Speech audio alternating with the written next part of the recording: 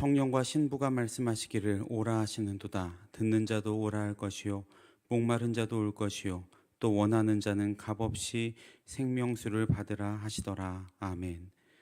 사랑과 은혜의 하나님 아버지, 주의로 3일 동안 우리를 주님의 품 안에서 지켜주셨다가 이렇게 주님의 자리에 불러주시고 주님이 주시는 평안으로 매 순간 살아가게 하시니 감사를 드립니다. 주님의 은혜와 사랑으로 매일매일 살아갈 힘을 더하여 주시고 이제는 자유롭게 된 모든 상황 속에서 더 이상 우리의 신앙이 움츠러들지 않고 다시 예전의 뜨거움을 회복하는 놀라운 은혜를 허락하옵소서. 지금 이 시간 우리의 모든 상황을 주님께 맡기고 주님 앞에 모였사오니 예배하는 이 자리에 주님이 주시는 참 기쁨과 평안 그리고 성령님의 충만하심이 임하게 하옵소서. 감사를 드리며 모든 말씀 예수님의 이름으로 기도드립니다. 아멘. 찬송가 338장입니다. 찬송가 338장입니다.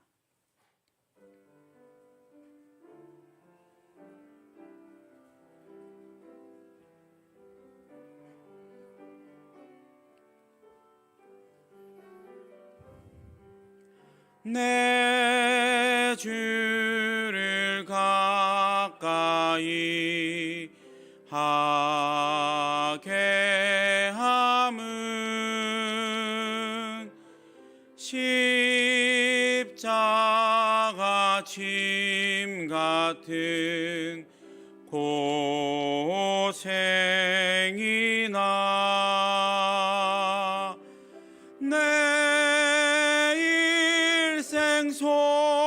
소원은 늘 찬송하면서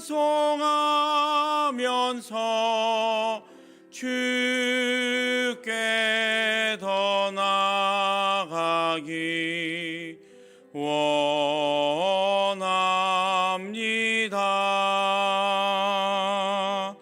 내 고생하는 것 옛 야곱이 돌베개 베고 잠 갔습니다.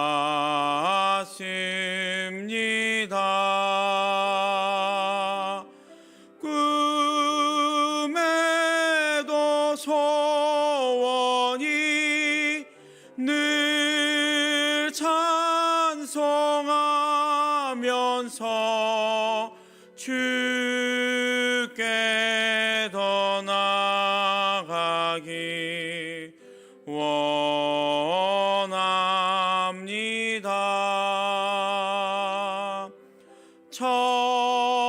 천성에 가는 길 험하여도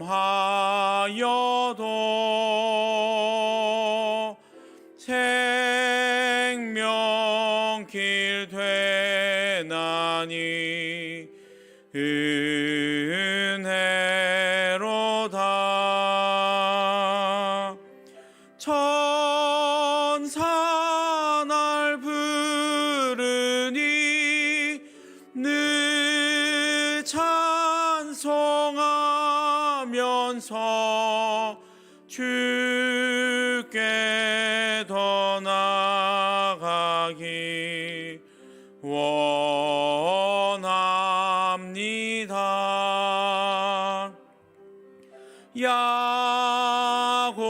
야곱이 잠 깨어 일어난 후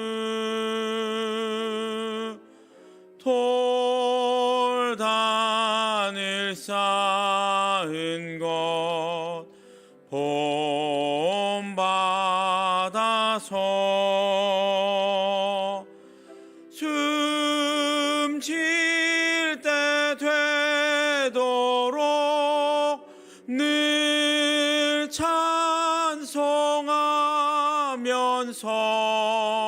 주께 더 나아가기 원합니다.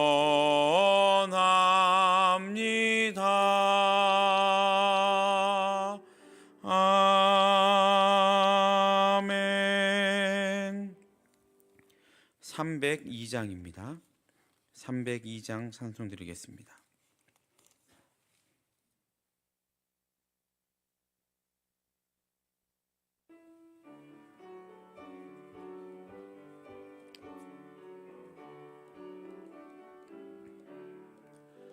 내 주 하나님 넓고 큰 은혜는 저 큰 바다보다 깊다.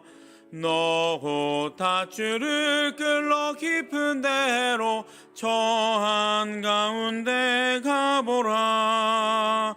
언덕을 떠나서 창파에 배 띄워 내 주 예수 은혜의 바다로 내 맘껏 쳐가라.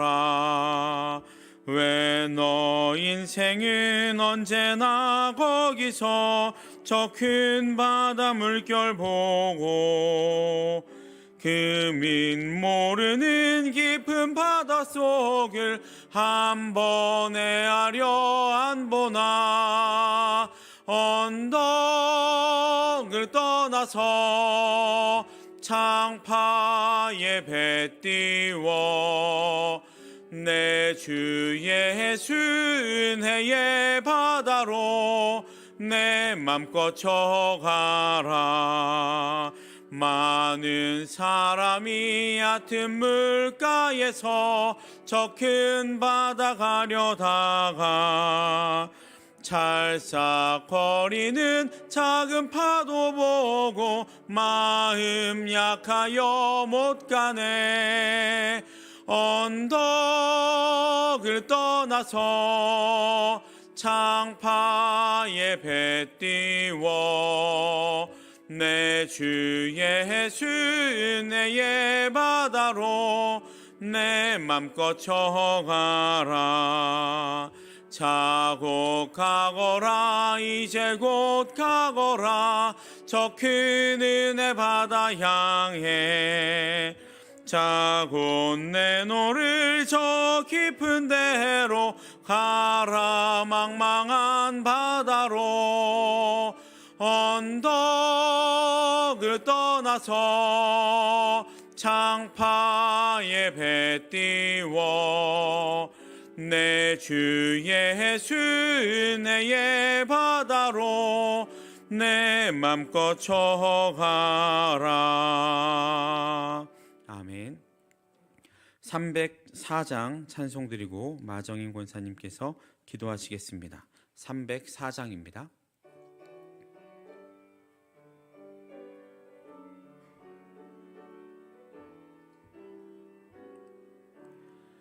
그 크신 하나님의 사랑 말로 다 형용 못하네.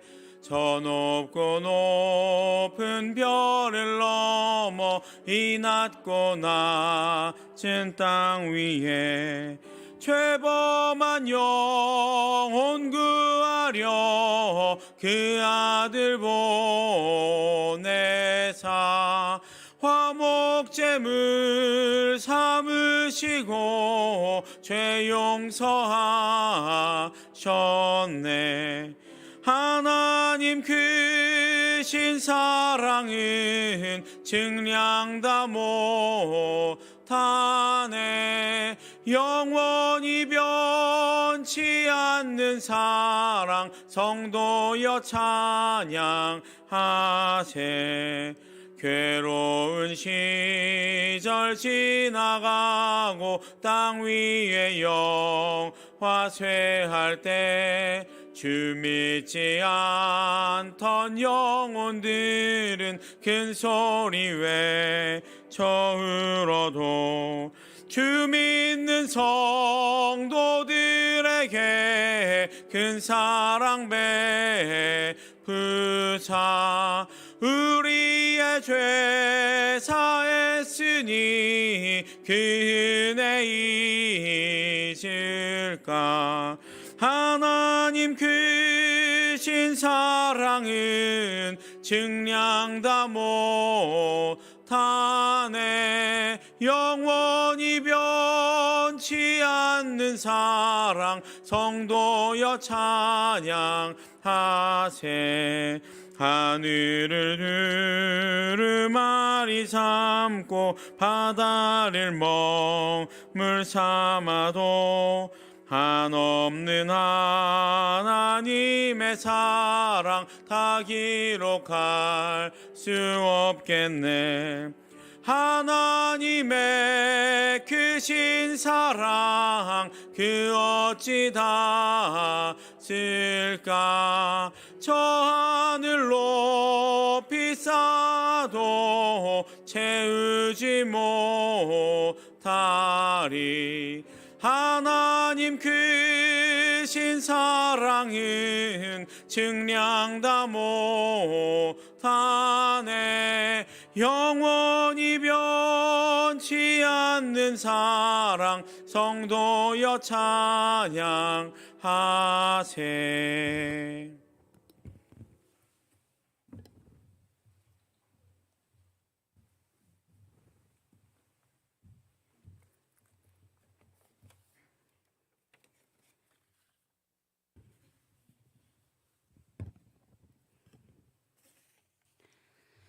변함없는 은혜와 사랑으로 우리를 돌보시는 좋으신 하나님이 우리 아버지 되심을 진심으로 감사를 드립니다. 지난 3일 동안도 우리 주 예수 그리스도 안에 있는 하나님의 은혜와 사랑 가운데 긍휼을 베풀어 주시고 돌봐주시는 은혜에 감사를 드립니다. 이 시간도 주님의 은혜가 풍성한 예배가 되도록 인도하셔서 우리가 드리는 예배를 통하여 영광을 받으시며 내가 내 삶의 주인이 아닌 예수님이 주인이 되는 삶이 되는 온전한 믿음을 주시옵소서. 이 시간 먼저 우리의 연약함과 허물을 고백합니다. 우리의 연약함을 아시는 주님, 불쌍히 여기시고 은총을 베푸셔서 우리의 죄와 허물을 주님의 보혈로 씻어주시고 우리의 몸과 영을 항상 새롭게 하여 주시옵소서.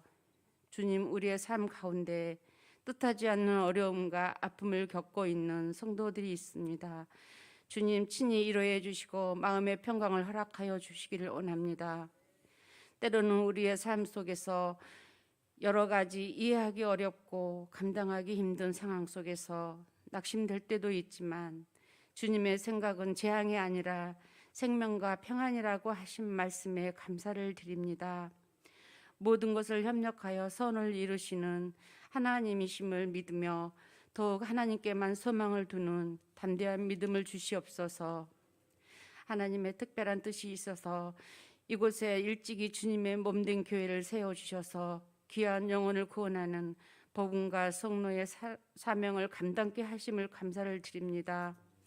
우리 교회가 주님의 뜻을 이루는 축복의 통로, 복음의 통로로 쓰임 받기에 부족함이 없게 하시고 모든 성도들이 그리스도의 사랑으로 서로 연합하여 아름다운 교회 되도록 축복하여 주시옵소서. 이 시간 말씀을 전하시는 목사님께 하나님 함께 하시고 성령님 감동을 주셔서 말씀을 듣는 우리들에게 하나님의 뜻을 아는 지혜로 채워지는 예배가 되도록 은혜 내려 주시옵소서. 오늘 특별히 온몸과 마음으로 하나님께 영광을 돌리는 글로리아 50 찬양단을 통하여 주님 크게 영광을 받으시며 글로리아 찬양단의 사역과 삶을 축복하여 주시옵소서. 우리 구원자 되시며 주인 되시는 예수 그리스도 이름으로 기도드렸사옵나이다. 아멘.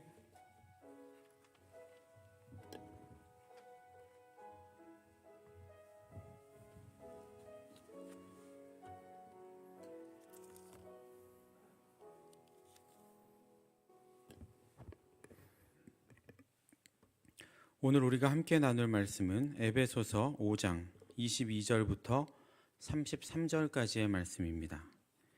에베소서 5장 22절부터 33절까지의 말씀을 함께 봉독하도록 하겠습니다. 아내들이여 자기 남편에게 복종하기를 주께 하듯 하라. 이는 남편이 아내의 머리됨이 그리스도께서 교회의 머리됨과 같음이니 그가 바로 몸의 구주시니라. 그러므로 교회가 그리스도에게 하듯 아내들도 범사에 자기 남편에게 복종할지니라. 남편들아, 아내 사랑하기를 그리스도께서 교회를 사랑하시고 그 교회를 위하여 자신을 주심같이 하라. 이는 곧 물로 씻어 말씀으로 깨끗하게 하사 거룩하게 하시고 자기 앞에 영광스러운 교회로 세우사 티나 주름 잡힌 것이나 이런 것들이 없이 거룩하고 흠이 없게 하려 하심이라. 이와 같이 남편들도 자기 아내 사랑하기를 자기 자신과 같이 할지니 자기 아내를 사랑하는 자는 자기를 사랑하는 것이라. 누구든지 언제나 자기 육체를 미워하지 않고 오직 양육하여 보호하기를 그리스도께서 교회에게 함과 같이 하나니 우리는 그 몸의 지체임이라. 그러므로 사람이 부모를 떠나 그의 아내와 합하여 그 둘이 한 육체가 될지니 이 비밀이 크도다. 나는 그리스도와 교회에 대하여 말하노라.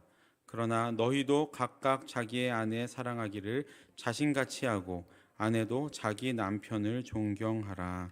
아멘. 이 시간 글로리아 워십에서 특송해 주시겠습니다.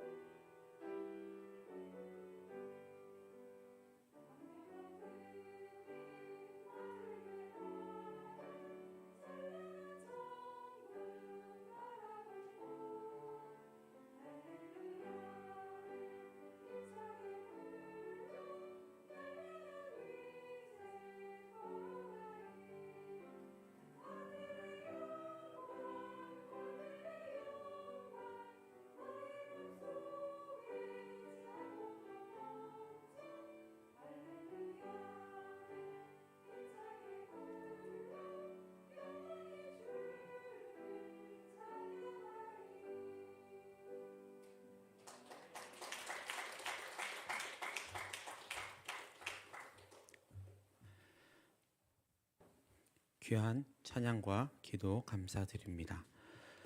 주일 이후 세상에서 주님의 백성으로서의 삶을 힘을 다해 살아가시다가 또 새로운 힘을 공급받으시고자 이 자리에 나오신 모든 성도님들을 주님의 이름으로 환영하고 축복합니다.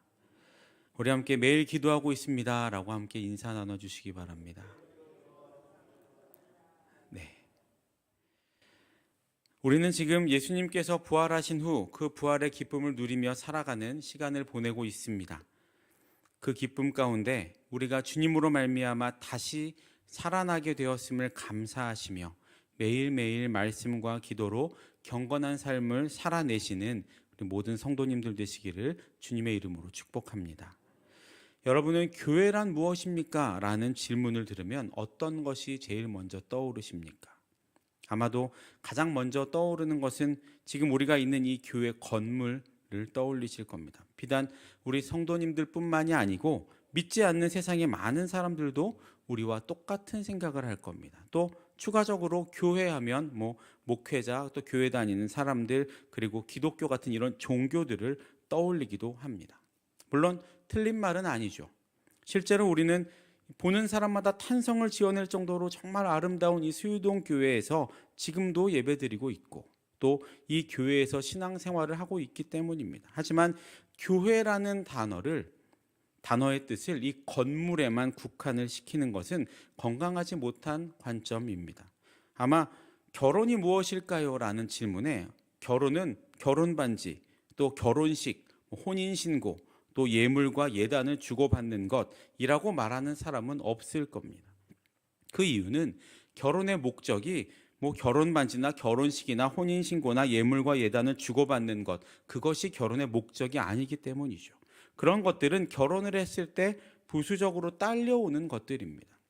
결혼의 진짜 목적은 두 사람의 사랑과 또 그로 인한 책임, 그리고 신뢰, 그리고 더 나아가서 하나님이 보여주시는 하나님 나라의 그 모형을 이루어내는 것, 이것이 진짜 결혼의 목적이겠죠. 이것처럼 교회란 무엇이냐라는 질문에 교회를 건물로만 생각하는 것은 마치 이 결혼을 결혼식, 결혼 반지 같은 것으로 생각하는 것과 다르지 않다라는 말입니다. 우리는 교회가 무엇인지를 정확하게 이해하고 있어야 합니다. 그렇지 않으면 오늘 본문, 우리가 함께 읽은 이 본문을 그저 아내와 남편을 위한 어떤 교훈으로밖에 이해할 수가 없게 됩니다. 그래서 오늘 본문을 살펴보기 전에 먼저 교회가 무엇인지를 함께 살펴보려고 합니다. 첫 번째로 교회는 이 건물보다는 사람을 말하는 것입니다. 교회를 뜻하는 단어인 잘 알고 있는 에클레시아라는 단어는 집회, 또 사람들의 모임이라는 뜻을 가지고 있습니다. 다시 말하면 예수 그리스도를 믿고 예수 그리스도의 이름을 시인하는 사람들이 모여 있는 것, 그 사람들의 모임, 이것이 교회라는 말입니다. 전 세계에는 예수 그리스도를 믿는 성도들이 약 20억 명 정도 된다고 합니다. 그리고 그 숫자는 전 세계 인구의 30% 이상을 차지하고 있습니다. 그리고 지금도 예수님을 믿는 그리스도인들은 매일매일 수만 명씩 생겨나고 있습니다. 하지만 박해도 세계 60여 개의 지역에서 지금도 일어나고 있습니다. 세계에서 기독교 박해가 가장 심한 곳이 북한이라는 통계도 있습니다. 예수 그리스도라는 이름 때문에 지금도 고통받고 또 핍박받고 심지어 죽기까지 하는 사람들이 지금도 많이 있습니다. 그리고 지금 이 순간에도 폭파되고 불에 타서 없어지는 교회 건물들도 많이 있습니다. 하지만 그렇게 된다고 해서 이 교회가 없어지는 것입니까? 그렇지는 않습니다. 왜냐하면 말씀드렸듯이 예수 그리스도를 주로 시인한 사람들이 있는 한 교회는 없어질 수 없기 때문입니다. 두 번째로 교회는 하나님의 가족입니다. 예수 그리스도를 영접함으로 인해서 우리는 무엇이 됩니까? 하나님의 자녀가 되죠. 그리고 그 자녀들이 모여서 하나님 안에서 한 가족이 되고 그 가족이 바로 하나의 교회가 된다라는 말입니다. 이 교회 공동체를 앞에서도 말씀드린 이 코이노니아라고 하는데, 이 단어는 공동으로 소유한다, 또 나누다라는 뜻도 포함이 되어 있습니다. 즉, 이 코이노니아라는 단어는 가장 친밀한 관계인 부부 관계에서도 쓰이는 말이라고 합니다. 다시 말하면 이 교회 공동체라는 것은 부부 관계처럼 정말 친밀하고 서로 나눌 수 있는 그런 가족 공동체라는 이야기입니다. 그런데 우리 주위를 둘러보시면 아시겠지만, 옆에 계신 분들을 보셔도 아시겠지만, 우리는 모든 면에서 그렇게 공통점이 많지 않죠. 내 옆에 있는 성도님과 별로 비슷한 점들이 별로 없으실 겁니다. 아마 예수 그리스도를 믿는다는 것, 그리고 수유동 교회를 다닌다는 것 빼면 같은 점이 거의 없습니다. 그런데 우리는 이렇게 한 자리에 모여 예배하고, 또 심지어는 서로를 뭐라고 부릅니까? 형제, 자매라고 부르기도 합니다. 세상 사람들이 보면 참 신기한 집단입니다. 그런데 요한일서 4장 20절엔 이렇게 기록이 되어 있습니다.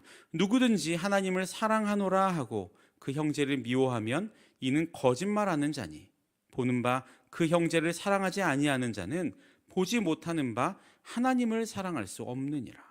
사도 요한이 뭐라고 말하고 있습니까? 형제를 사랑하지 않으면 하나님도 사랑할 수 없다라고 말합니다. 여기서 말하는 형제는 피를 나는, 피가 같은 형제를 의미하는 것이 아닙니다. 교회 안의 형제, 지금 내 옆에 있는 이 교회 공동체 안의 형제 자매를 말하는 것입니다. 다시 말해서 교회 공동체 안의 형제 자매를 사랑하지 않으면 하나님을 사랑할 수 없다라는 말입니다. 그만큼 이 공동체 안에 형제 자매를 하나님은 중요하게 생각하고 계신다라는 겁니다. 세 번째로, 교회는 예수 그리스도의 몸입니다. 우리가 잘 알고 있는 것처럼 사도 바울은 다메섹 도상에서 예수님을 만납니다. 당시 그리스도인들을 핍박하는데 가장 앞장섰던 사람이 이 사도 바울이었죠. 그런데 이 바울에게 예수님이 나타나셔서 뭐라고 말씀하십니까? 사울아, 사울아, 내가 어찌하여 나를 박해하느냐? 라고 말씀하십니다. 사실 바울은 예수님을 만난 적이 한 번도 없습니다. 더 나아가 예수님을 믿는 사람들이 핍박했지 예수님을 핍박한 적은 한 번도 없습니다. 하지만 예수님께서 왜 자신을 핍박하냐고 말씀하셨을 때 바울은 알게 됩니다. 그리스도인들이 핍박하는 것이 교회를 핍박하는 것이고, 교회를 핍박하는 것이 예수님을 핍박하는 것이구나. 교회가 예수님을 의미한다라는 사실을 알게 되었다라는 말입니다. 네 번째로, 교회는 거룩한 성전입니다. 이 거룩한 성전이라는 말도 어떤 건축물을 의미하는 것이 아닙니다. 구약의 시대에는 하나님께서는 성막에 거하셨다라고 성경은 말하죠. 그래서 이스라엘 사람들이 하나님을 만나고 하나님을 예배하기 위해서는 특정한 곳에 지어진 이 성막에 모여야만 했습니다. 그곳에서만 제사 드리고 그곳에서만 내 죄를 속죄할 수 있었습니다. 그리고 1년에 3번은 무조건 이 성막으로 모여서 예배를 드려야만 했습니다. 하나님이 그곳에 계시다고 믿고 있었기 때문입니다. 하지만 예수님께서 십자가에 달려 돌아가심으로 모든 제사를 단번에 다 이루신 후에 하나님은 이제 성령님을 통해 우리 마음 안에 거하시게 되었습니다. 그래서 사도 바울은 고린도전서 6장 19절에서 이렇게 말하죠. 너희 몸은 너희가 하나님께로부터 받은 바 너희 가운데 계신 성령의 전인 줄 알지 못하느냐. 너희는 너희 자신의 것이 아니라. 그렇게 우리는 우리 안에 거룩한 성전을 거룩하게 유지해야 합니다. 다섯 번째로, 교회는 그리스도의 신부입니다. 인간으로서 할 수 있는 최고의 사랑이 무엇일까요? 어려운 사람을 돕는 것, 또 다른 사람들을 위해서 내 마음, 내 시간과 내 모든 것들을 희생하는 것, 또 부모와 자녀와의 사랑, 물론 다 말로 표현할 수 없는 귀중한 사랑임에는 틀림이 없습니다. 하지만 최고의 사랑은 남편과 아내 사이의 사랑입니다. 그 사랑 때문에 부모와 자녀와의 귀중한 사랑도 생겨나게 되고, 그 사랑 때문에 누군가를 도울 수 있는 사랑 또한 생겨나게 되는 것입니다. 여기까지 말씀드린 5가지 기억이 나십니까? 교회는 사람입니다. 또 하나님의 가족입니다. 그리스도의 몸입니다. 거룩한 성전입니다. 그리스도의 신부입니다. 다 기억하고 계시죠? 이것을 근거로 보면 교회는 건물에 국한된 단어가 아님을 우리는 잘 알 수 있습니다. 이제 이것을 마음에 새기시고 오늘 본문을 한번 살펴보도록 하겠습니다. 이 에베소서는 사도 바울의 옥중 서신 중에 하나입니다. 그중 오늘 우리가 읽은 본문부터 6장 9절까지는, 에베소서 6장 9절까지는 가정규약이라고 부르는 것들, 즉 남편과 아내, 부모와 자녀, 주인과 종들 사이에 올바른 관계의 수립에 대해서 기록하고 있는 것을 볼 수 있습니다. 그중 오늘 본문은 우리가 함께 읽어보았지만 많은 사람들은 이 본문을 남편과 아내에게 주는 교훈 정도로 알고 있습니다. 물론 그것도 맞습니다. 하지만 이 본문에는 더 깊은 뜻이 내포되어 있습니다. 바로 그리스도와 교회에 대한 것입니다. 먼저 22절에서 바울은 이렇게 말하죠. 아내들이여 자기 남편에게 복종하기를 주께 하듯 하라. 이 구절의 표면적인 뜻은 아내들이 남편들에게 복종하라라는 것입니다. 이 말을 근거로 남자가 여자보다 우위에 있다 이런 용감한 생각을 가지시면 절대로 안 됩니다. 이 뜻은 여자가 남자보다 열등한 위치에 놓여 있다라는 의미가 아닙니다. 왜냐하면 바울은 이 뒤에 뭐라고 말합니까? 죽게 하듯 하라라는 것을 단서로 두었기 때문입니다. 이 말은 그리스도인들이 주님께 자율적으로 순종하는 것처럼 아내도 주님 안에서 자원하는 마음으로 남편의 권위에 따르며 순종하라라는 의미입니다. 이 복종이라는 단어가 다른 번역본에서는 순종이라고 조금 부드러운 번역이 되어 있기도 합니다. 그리고 이어서 이는 남편이 아내의 머리됨이니 그리스도께서 교회의 머리됨과 같음이니 그가 바로 몸의 구주시니라 라고 말하죠. 이 구절은 아내가 남편의 권위에 따라야 하는 이유를 말해주고 있는데, 그것도 남편이 힘이 좋고 남편이 가정을 다 이끌고 나아가기 때문이 아니라 교회의 머리가 그리스도임을 비유로 말하면서 예수 그리스도께서 교회의 머리가 되어서 교회를 지키시는 것처럼 남편도 아내의 머리가 되어 아내를 지키는 보호자의 역할을 감당해야 함을 말하고 있습니다. 바울은 지금 남편과 아내의 상호 관계에 대해서 또 그리스도와 교회의 상호 관계에 대해서 비교하며 설명하고 있는 것입니다. 24절은 이렇게 기록이 됩니다. 그러므로 교회가 그리스도에게 하듯 아내들도 범사에 자기 남편에게 복종할지니라. 바울은 아내들에게 다시 한번 남편에게 복종할 것을 말하는데, 여기에서도 교회와 그리스도의 관계를 말하고 있는 것을 볼 수 있습니다. 다시 말하면 아내가 남편에게 복종해야 한다는 것을 교회가 그리스도에게 순종해야 함을 통해서 설명하고 있다라는 말입니다. 이것에서 볼 수 있는 교회와 그리스도의 관계는 아내와 남편의 관계임을 우리는 잘 알 수 있습니다. 이 복종이라는 단어 휘포타세타이에는 질서의 의미도 담겨져 있습니다. 이것은 남편에 대한 아내의 복종이 어떤 여자의 열등함으로 인해 명령에 대한 의무로 행하는 것이 아니라 남편을 향한 아내의 신뢰와 사랑, 그리고 그리스도를 향한 교회의 신뢰와 사랑에 대한 자발적인 반응을 의미하는 겁니다. 사실 당시 이 사도 바울이 글을 쓰던 이 시대에는 아내가 남편에게 복종하는 것이 당연하게 생각이 되었던 시대였습니다. 마치 우리나라 예전에 그랬던 것처럼 말입니다.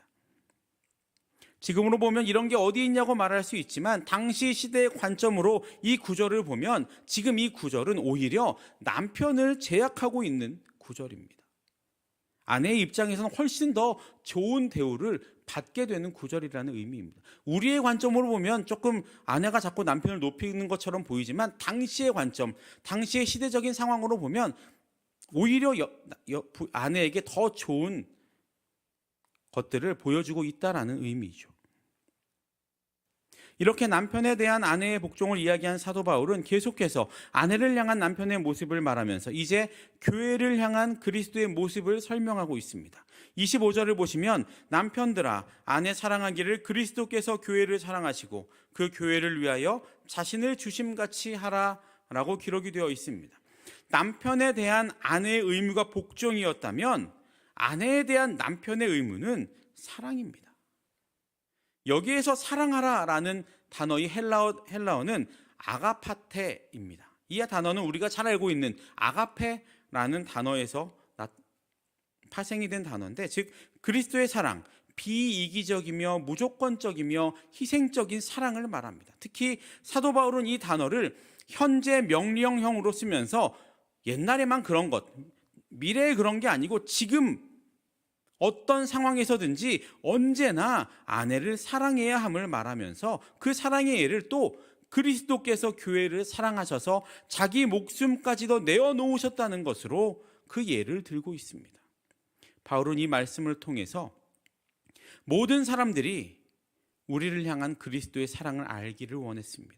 다시 말하면 주님께서 교회에 가지는 관심을 올바로 깨닫게 될 때 이 당시 예수를 믿고 있는 남편들이 자기의 책임을 올바로 감당하게 될 것으로 여겼다라는 겁니다. 사도 바울은 그리스도는 교회의 남편이고 교회는 그리스도의 신부, 아내로 사도 바울은 계속해서 설명을 하면서 그리스도께서 신부되는 교회를 어떻게 대하고 계시는지를 계속 말하고 있습니다. 26절과 27절엔 이렇게 기록이 됩니다. 이는 곧 물로 씻어 말씀으로 깨끗하게 하사 거룩하게 하시고 자기 앞에 영광스러운 교회로 세우사 티나 주름 잡힌 것이나 이런 것들이 없이 거룩하고 흠이 없게 하려 하심이라.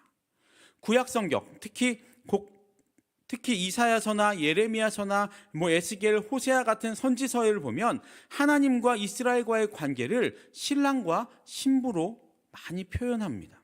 특별히 에스겔서 16장 1절부터 14절을 보시면 하나님께서 회복시킬 자기 백성을 배우자로 비유하시면서 그녀를 보호하시고 그녀를 씻기시고 결혼케 하시고 여러 가지 폐물로 치장해 주시는 모습이 묘사되어 있습니다. 지금 이 본문도 이와 마찬가지로 예수 그리스도께서 자신의 신부된 교회를 물로 씻어 세상과 구별된 거룩한 신부로 만드시고 또 세상에서 아름답고 자신의 사랑을 드러내고 나타내실 것을 말하고 있습니다. 그렇게 교회를 세상과 구별된 거룩한 신부로 만드신 그리스도는 이제 이 신부를 그리스도의 마음을 다해 사랑하십니다. 아내와 남편이 서로 자신의 부모를 떠나 한 몸을 이룬 것처럼 신랑된 그리스도와 신부된 교회는 이제 한 몸을 이루어 서로를 사랑하고 서로의 위안과 힘이 되게 됩니다. 사도 바울은 이것을 그리스도와 교회에 대한 비밀이다 라고 말합니다. 여러분 알고 계시겠지만 사도 바울은 지금 이 말을 믿지 않는 사람들에게 하는 것이 아닙니다. 다시 말하면 이 말을 사도 바울은 당시 에베소 교인들에게 이 말을 하고 있다라는 거죠. 에베소 교인들의 남편과 아내의 관계는 당시 시대성과 별반 다르지 않는 상황이었습니다. 하지만 바울은 지금 이 편지를 통해서 당시 남편과 아내와의 어찌 보면 당시에는 주종관계에 가까웠던 그 관계에 큰 도전을 주고 있는 겁니다. 권위와 위압을 통한 관계를 그리스도와 교회의 관계를 예를 들면서 서로 자발적인 순종과 보호의 관계로 설명하고 있다라는 거죠. 당시 에베소 교회의 남편들은 남편대로, 아내는 아내대로 이 사도 바울의 이 말을 듣고 혼란스러워했을 겁니다. 당시의 가치관과는 매우 다른 가르침을 받았기 때문입니다. 앞에서도 말씀드렸지만 당시의 여성들은 그렇게 남편들을 순종하고 남편들에게 따르는 것을 당연하게 여기던 시대였는데 지금 사도 바울이 말하는 것은 그게 아닙니다. 동등하답니다. 그리고 남편은 죽게 하듯 아내를 사랑하라고 오히려 말하고 있습니다. 하지만 사도 바울은 그 가르침을 그리스도와 교회에 계속 비유하며 설명하면서 그리스도인으로서 그렇게 해야 한다라고 가르쳤습니다. 33절을 보시면 그러나 너희도 각각 자기의 아내 사랑하기를 자신과 같이 하고 아내도 남편을 존경하라 라고 말하며 오늘 본문을 끝맺고 있습니다. 사도 바울은 오늘 본문을 통해서 당시 교인들에게 그리고 지금 우리에게 가정의 화목에 대해서 알려주면서 또 그 가정이 그리스도와 교회와의 관계와 같다라고 말하고 있습니다. 앞에서도 말씀드렸지만 여기서 말하는 교회는 이 건물을 의미하는 것이 아니죠. 이 교회는 예수 그리스도를 주로 모시는 사람들의 모임입니다. 그리고 그 모임 안에 속해 있는 우리 각자도 다 교회가 되는 것입니다. 그렇기 때문에 오늘 본문에서 말하고 있는 그리스도와 교회의 관계는 더 넓게 보면 그리스도와 나와의 관계가 되는 겁니다. 그리스도는 신부된 신부인 교회된 우리를 사랑하십니다. 얼만큼요? 자신의 목숨을 내어주실 만큼 우리를 사랑하십니다. 그리고 무조건적인 사랑, 헌신적인 사랑, 아가페라는 이 사랑으로 우리를 사랑하고 계십니다. 우리는 참 많은 결혼식을 봅니다. 그런데 그 결혼식을 하면 보통 신랑과 신부가 서약하는 순서가 있죠. 그 순서의 주례자는 신랑이 이렇게 묻습니다. 신랑은 신부를 평생 내 몸과 같이 사랑하고 아낄 것을 맹세합니까? 이런 질문에 신랑은 아주 당당하게 네라고 대답을 합니다. 거기에서 아니요 라고 대답하는 신랑은 아마 없을 겁니다. 그 대답을 들은 후에 이번에 신부에게 질문합니다. 신부는 신랑을 어떠한 상황에서도 신뢰하고 따르며 사랑할 것을 맹세합니까? 그 질문에 신부는 또 어떻게 대답합니까? 신랑과 마찬가지로 네 라고 대답을 합니다. 사랑하는 모든 성도 여러분, 신랑 되신 예수 그리스도는 교회된 우리에게 자신의 사랑을 보여주셨습니다. 이 십자가에 자신의 목숨을 내어주면서 우리를 향한 자신의 사랑을 보여주셨습니다.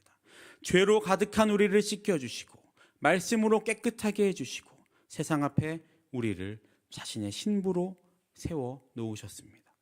그런 우리는 이제 세상과는 다른 예수 그리스도의 신부로서의 삶을 살아가야 합니다. 세상은 욕할 수 있습니다. 세상은 우리를 보고 비웃을 수 있습니다. 세상과는 다른 삶을 살아가야 할 수도 있습니다. 하지만 언제나 변함없이 내 편이 되어주시는 그리스도께서 우리의 신랑이 되어주셨기에 우리는 담대하게 세상으로 나아갈 수 있습니다. 그리스도와 교회는 하나인 것처럼 우리는 그리스도와 하나가 되어야 합니다.